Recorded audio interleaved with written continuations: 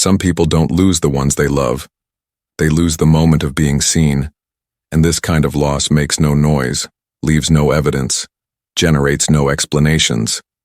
It just stays there, growing silently, while life goes on as if nothing were happening.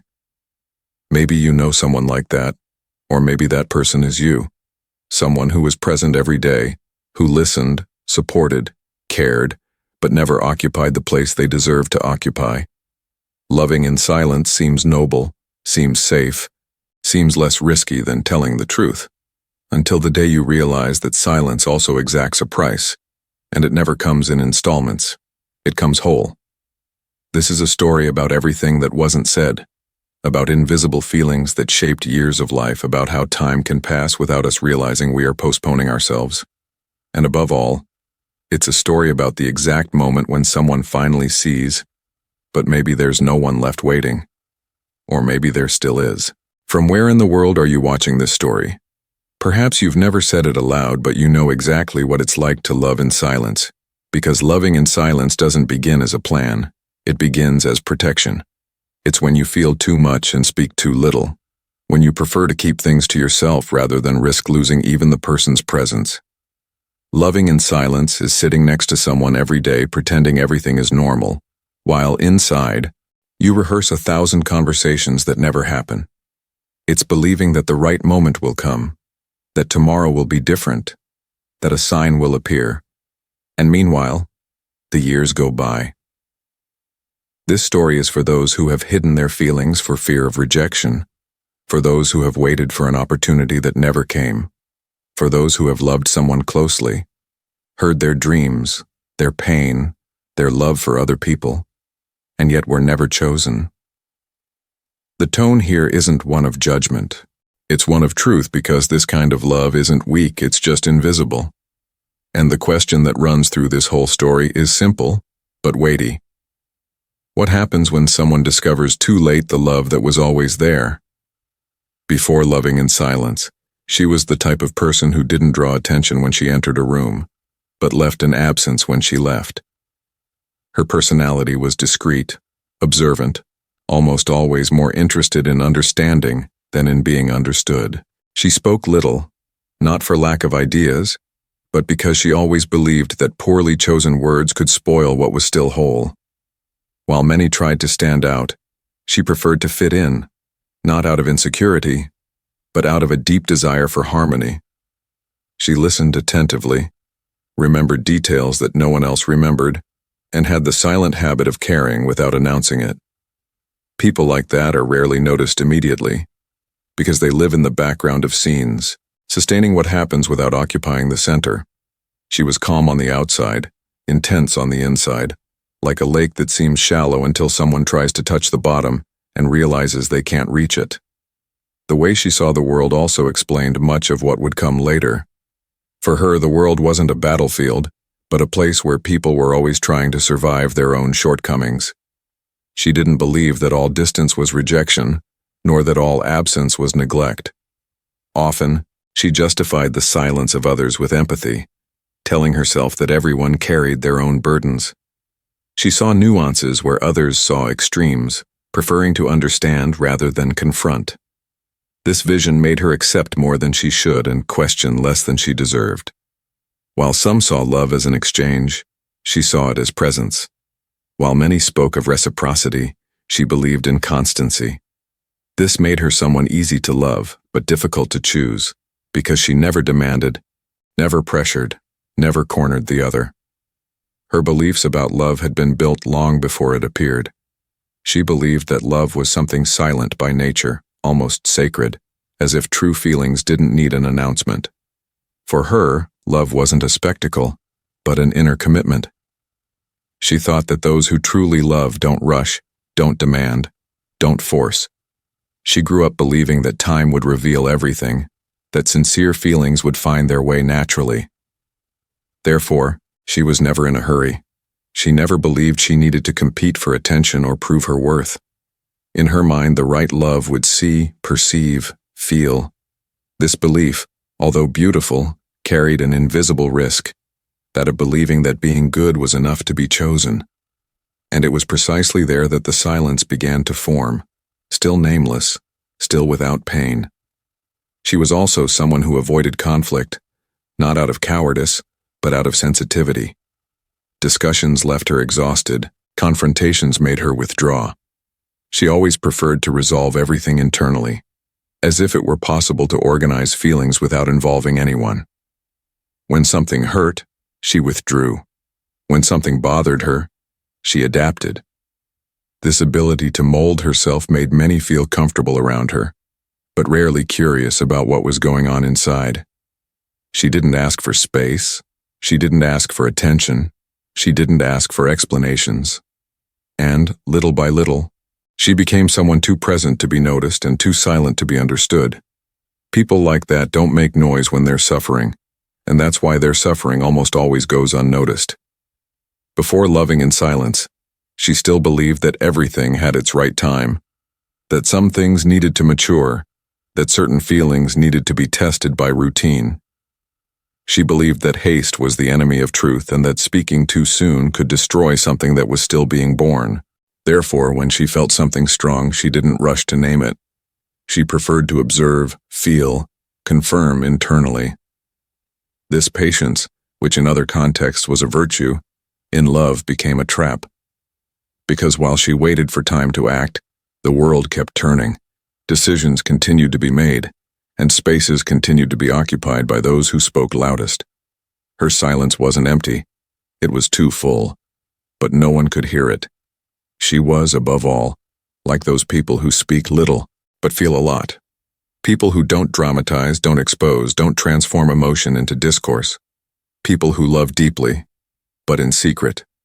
Like a house with lights off outside and all the rooms lit inside. Those who passed by would never imagine what lay beneath. And that's exactly how she entered this story. Whole, sensitive, full of love to give, believing that being true in silence was enough. She didn't yet know that, in love, those who don't show themselves risk being mistaken for those who don't feel. Before loving in silence, she still recognized herself as whole, even without knowing exactly who she was. Her identity wasn't tied to another person, nor did it depend on external validation. She had simple routines, discrete tastes, and a tranquil way of occupying her own space. She wasn't someone who needed to be noticed to feel alive. Her existence was silently sufficient. She possessed a rare emotional autonomy, built from small daily choices, learning to be alone without feeling abandoned, learning to observe without judging, learning to move forward without making a sound. She carried a serenity that didn't come from the absence of pain, but from living with it. Before the silent love, she still believed that her inner peace was something solid, something that no one could displace. The way she related to the world revealed someone who saw beyond the surface. While many lived reacting, she lived absorbing. She paid attention to the tone of voices, to the silences between words, to gestures that contradicted speeches. She didn't believe people were bad, only lost. Therefore, she found it easy to forgive, understand, and wait. This way of seeing the world made her always choose the most empathetic path, even when it meant putting herself second. She believed that each person was giving the best they could with what they had at that moment. This belief made her kind, but also excessively patient. The world, for her, was not a place of dispute, but of encounters, even if many of these encounters were unequal. Her beliefs about love before the silence settled in were almost idealistic. She believed that true love didn't need to be fought for, begged for, or explained. In her view, when something was real, it happened naturally, without games, without strategies, without fear. For her, love was a state of tranquil surrender, not a battle for attention. She believed that deep feelings revealed themselves over time, that shared experiences spoke louder than declarations, that constancy was the most honest language of affection. Therefore, she never felt the need to impose herself emotionally. She thought that those who needed to speak too loudly might not be truly feeling. This belief, as beautiful as it was dangerous, shaped her choices without her realizing it. Before loving in silence, She still trusted that the world rewarded those who felt in a pure way, that being loyal, present, and true was enough to be chosen. She didn't see love as something scarce, nor did she believe she needed to protect herself from it. On the contrary, she believed that love was expansion, not loss. People like her speak little but feel a lot. Not because they hide it, but because they live everything inside, in deep layers that rarely reach the surface. These are people who don't make a show of their feelings, they make them a home. And that's exactly how she entered the story, defenseless, unhurried, unaware that, little by little, this silent way of existing would begin to cost her more than she imagined. The feeling didn't erupt like an explosion, nor like those obvious scenes that movies insist on showing. It arrived without warning, silent, almost polite, gradually taking up space. The exact moment she realizes she loves him doesn't come with certainty. It comes with strangeness. It's when his presence starts to alter small things. The day gets better for no clear reason. The smile comes before reason. His absence bothers her more than it should. She doesn't call it love yet. She prefers smaller names, less dangerous. She tells herself it's affection, affinity, habit. Because admitting love would mean accepting the risk, and she's not ready for that yet. The internal confusion begins precisely there, in that undefined territory between what she feels and what she admits to feeling. She observes herself changing, but pretends not to notice. She starts remembering details that no one else remembers, to worry more than necessary, to unconsciously adjust her routine to coincide with his. At the same time, she tries to keep everything under control, as if it were possible to organize feelings with logic. Part of her feels, another part watches. She analyzes each reaction, each thought, trying to understand when it stopped being normal. But feelings don't ask permission to grow. They just grow. And the more she tries to understand, the more she gets lost within her own silence. The fear of naming the feeling arises because naming is giving form, and giving form is making real. While it's not said, it still seems reversible, controllable. She fears that by calling it love, something will change forever. She fears losing the little she has trying to achieve what she wants. So she keeps it. She keeps it in her heart, in her gestures, in her pauses. She avoids words that would give too much away. She avoids questions that could open doors with no return. To her, loving begins to seem like walking on thin ground where any misstep can break everything. And so she learns to feel in silence, believing that hiding is a way to protect. It's like realizing you're wet only after the rain has passed. While it was raining, she kept walking thinking it was just wind, just cold, just a strange feeling. Only when the sky clears does she look at herself and realize she's soaked. Love has already happened. It's already settled in. It's already changed everything, even without announcement.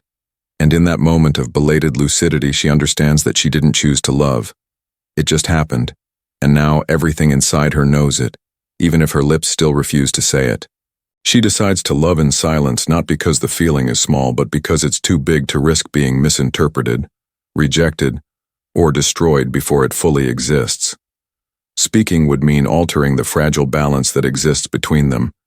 It would mean transforming light conversations into suspicious glances. It would mean putting a name to something that still breathes only in the safe territory of the unspoken. She doesn't speak because she understands, almost intuitively, that some truths, when exposed too soon, don't survive.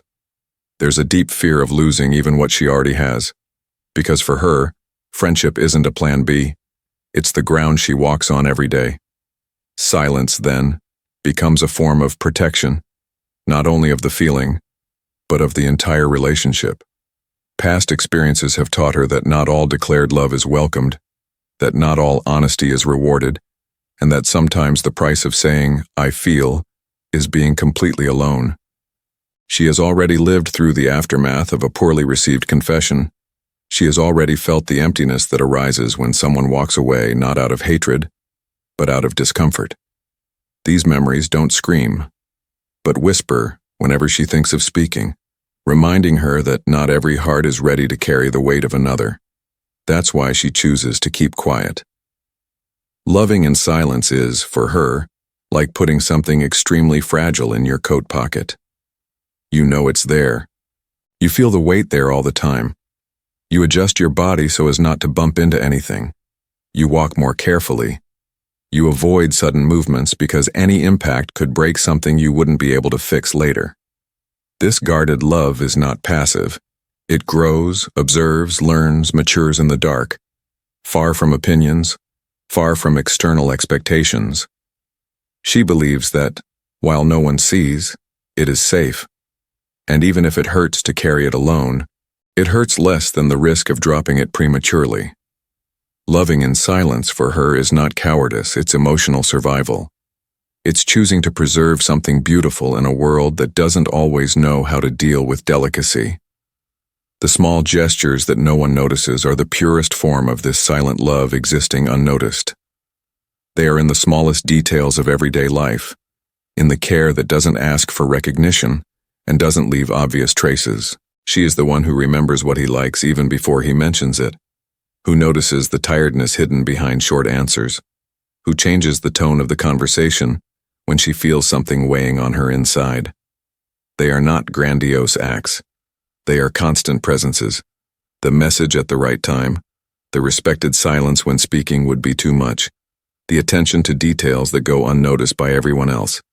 She is there on good days, but especially on ordinary days, those that no one photographs, those that don't become stories to tell.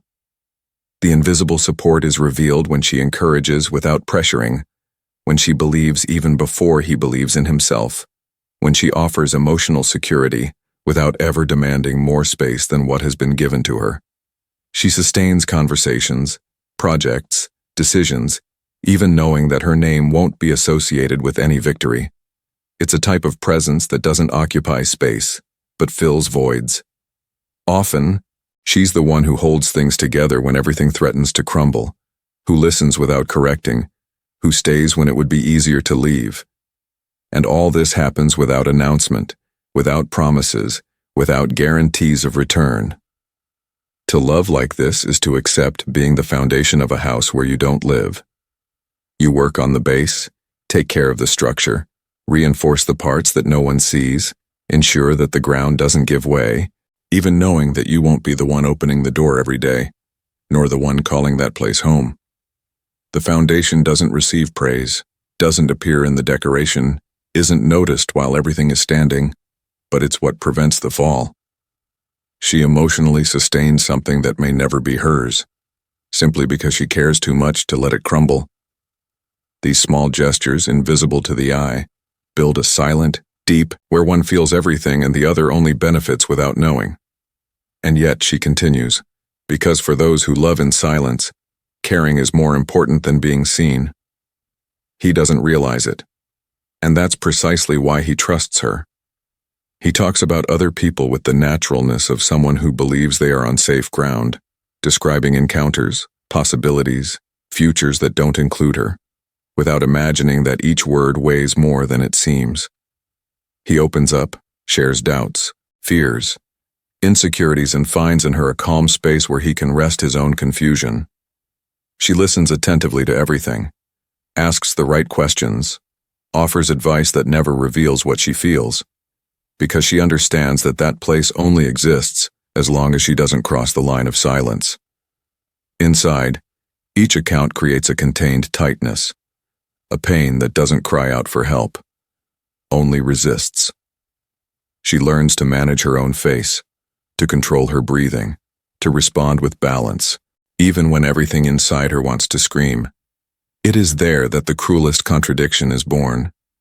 To be needed, to be chosen to listen, but never to be loved in the way she feels. He leans on her emotionally as someone who finds shelter after difficult days without realizing that that shelter also wears down. She becomes the place where he leaves the weight he doesn't want to carry alone, while he silently keeps a weight he cannot share. Each conversation reinforces his confidence and deepens her loneliness, because everything she feels needs to remain unanswered. She doesn't correct, doesn't confront, doesn't interrupt, because she knows that any movement could break what keeps them connected. Thus, she accepts being the port where the ship always arrives wounded, but never stays. A firm, constant port, invisible in the final decisions. The ships arrive, rest, repair their flaws, and depart towards other destinations, while the port remains there, intact on the outside, corroded on the inside. She understands that being this safe place has a price. Always being present, but never chosen to stay. Time doesn't ask permission to pass. It simply moves forward, day after day, taking with it forgotten birthdays, messages that never arrive, promises that age unanswered. Years pass, and to the world it seems that everything has moved on. But inside her, the feeling doesn't diminish, doesn't dissolve, doesn't find a natural end. It only changes location, hiding in automatic routines and practiced smiles, in nights that are too silent. Loving in silence isn't standing still in time. It's walking with an invisible weight attached to the chest. It's living like someone holding their breath waiting for something that won't come. In the beginning, she believes it's just a phase, that her heart will tire before her body, that the absence will teach forgetfulness. But the opposite happens. Each year increases the emotional strain. Each unresolved memory charges interest. Each postponed expectation consumes a little more of the energy she pretends to still have. She learns to function when tired, to exist on the edge, to breathe shallowly so as not to feel too much, like someone submerged, counting seconds, believing that air will appear if she can hold on just a little longer. But the air never comes, and the silence, which seemed harmless at first, begins to cost too much. It costs sleepless nights, it costs postponed decisions, it costs the ability to believe again. It costs versions of herself that could have existed, but remained trapped in that instant when time began to pass. And she chose to wait. There were moments when she almost told, not because she had courage to spare, but because the silence began to weigh more than the risk. Limit situations arose without warning, long conversations at the end of the day, laughs that lasted a second longer, simple questions that hid abysses. In each of them, the words rose to her throat, rehearsed form, but died before being born. It only took one detail out of place, an interruption, a ringing phone, someone arriving, for everything to be pushed back inside. The world never seemed to offer the right moment, and she learned to live in those broken intervals, where what matters almost happens, but is never completed. The almost ceased to be the exception and became the norm. She almost spoke. She was almost honest. She almost freed herself. And so, without realizing it, she built a routine made of pauses, emotional gasps, and phrases that never went beyond thought, as if life itself were always one step away from truly beginning. She wrote letters that would never be sent, not just on paper, but in her mind, in her heart, in the stolen time before sleep. Each letter said exactly what she couldn't say looking into someone's eyes. The raw truth, unprotected, unrehearsed. They were long, detailed letters full of beginning, middle, and end, but which ended up folded in silence, kept in invisible drawers. It became a secret ritual.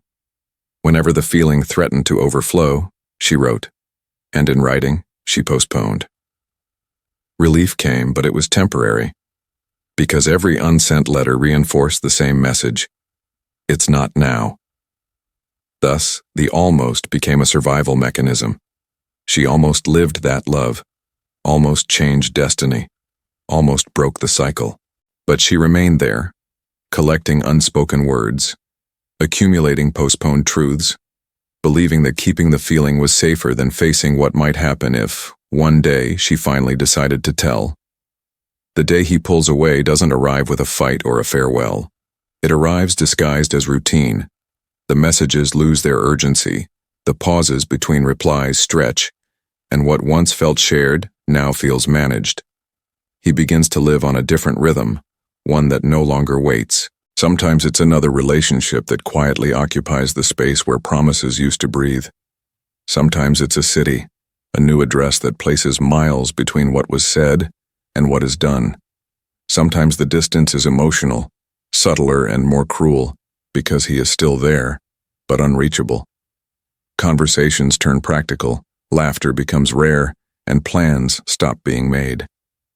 The dynamic shifts without permission, like furniture moved in the dark. She notices she is the only one adjusting, the only one holding continuity together, while he learns how to live without explaining himself.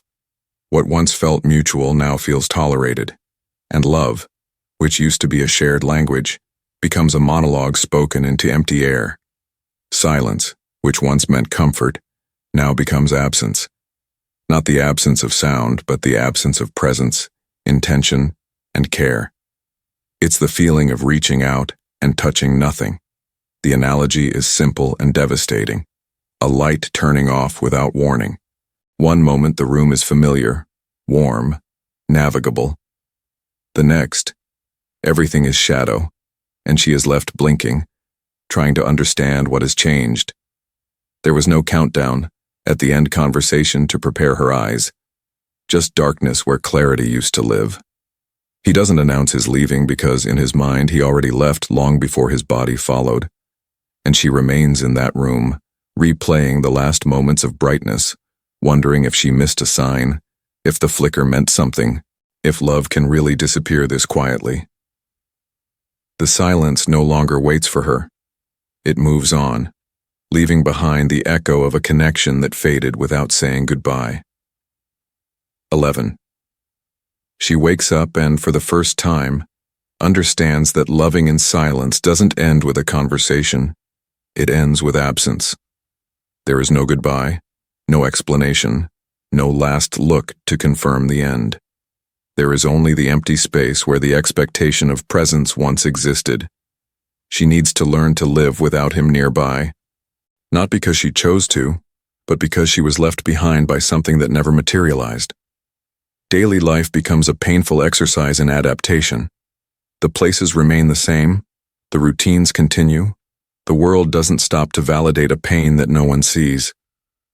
The grief doesn't come from the loss of someone who has officially left, but from the loss of a possibility, of a future imagined in silence.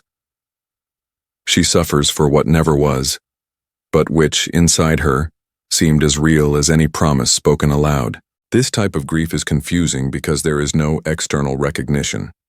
There is no social permission to cry for a love that never had a name, status, or confirmation. Still, it hurts. It hurts like crying over a dream only you dreamed, like holding shards of something that never existed outside your mind but that shaped your emotions. She needs to rebuild her own identity, without the figure that inhabited her thoughts, without the what-if that guided her decisions. Loving in silence becomes mourning when the heart needs to bury not a person, but a version of herself that believed in that feeling. And moving on doesn't mean forgetting. It means accepting that some pain doesn't come from the loss of the real, but from saying goodbye to the imagined. She didn't change overnight. Transformation didn't arrive with fireworks or dramatic declarations. It began quietly, in the moments when she was alone, and finally stopped running from her own reflection. For the first time, she looked at herself without the lens of who she loved or who she was trying to be for someone else. Self-knowledge wasn't about discovering something new. It was about remembering what had always been there. She started to notice how often she minimized her own feelings, how she adjusted her voice, her desires, her dreams, just to avoid conflict or abandonment. Each memory became a mirror. Each silence from the past revealed a pattern.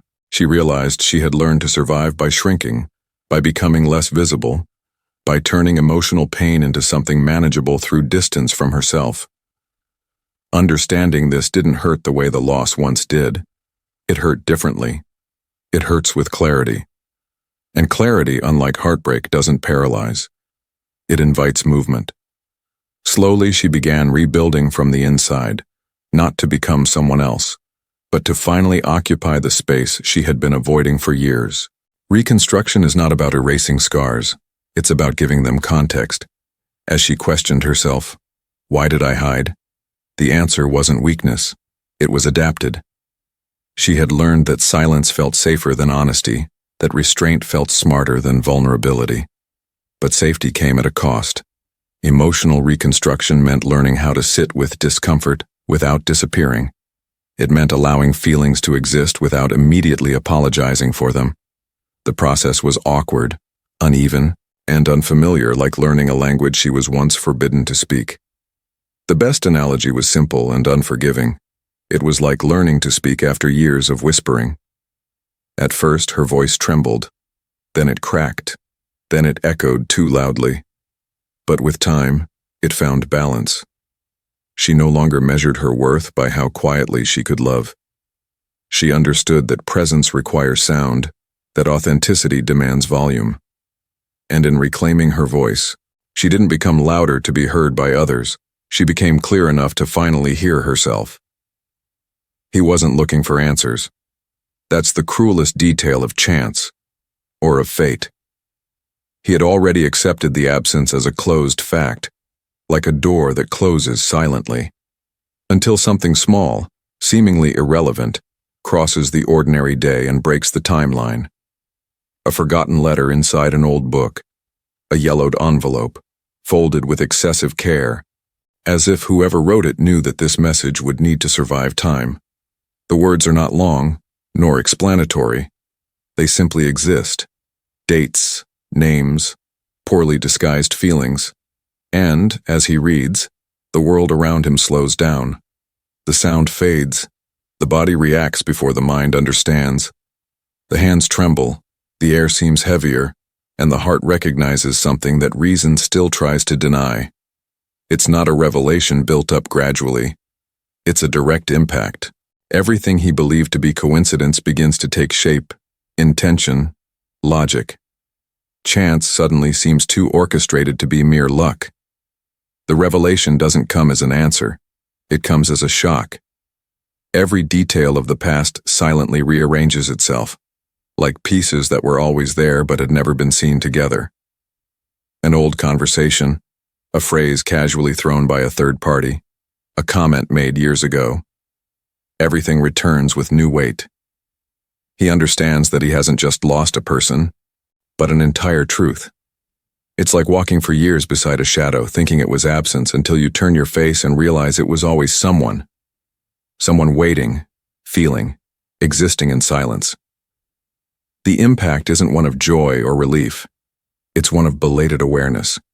The realization that time hasn't erased anything. It has only hidden it. And in that instant, he understands that some stories don't end when people drift apart. They simply lie dormant, awaiting the exact moment when chance decides to reveal itself as destiny.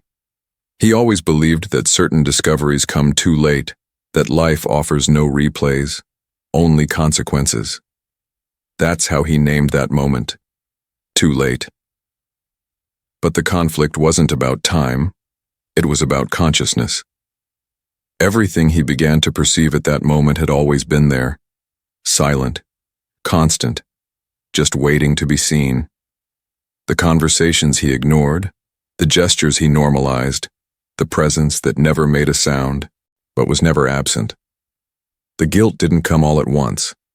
It arrived in layers, heavy, organized, as if each memory had waited its turn to weigh. Regret didn't scream. It breathed. The surprise wasn't about what he discovered, but about not having noticed it sooner. It was like running across an empty platform, certain he'd miss the train, only to hear in the distance the metallic sound of the tracks still vibrating, revealing that he hadn't left. Yet. It was a simple, almost unassuming comment coming from someone observing from the outside that broke through the last veil. "She's always been there," they said, as if pointing out something too obvious to ignore. And it was at that moment that the shock occurred. Everything rearranged itself within him. What he called chance took shape, face, and history. He remembered the times he felt a nameless presence, like a constant shadow beside him, accompanying every step, never imposing itself. Until finally, he turned his face with real attention. The shadow was not absence nor imagination. It was someone. It always had been. And understanding this didn't bring immediate relief. It brought impact. Because some revelations don't come to comfort. They come to awaken. And in that second he understood that perhaps he hadn't arrived too late, only awakened at the exact moment when it was still possible to choose. The final confrontation doesn't begin with shouts. It begins with silence. A heavy, uncomfortable silence, where everything that has been avoided for years finally demands space to exist. The conversation happens without scripts, without defenses, without the care of sparing the other. Truths are spoken like ripping off a bandage all at once, knowing it will hurt, but understanding that prolonging it would only cause infection. She speaks of the time she waited, of what she imagined, of what she lost while believing.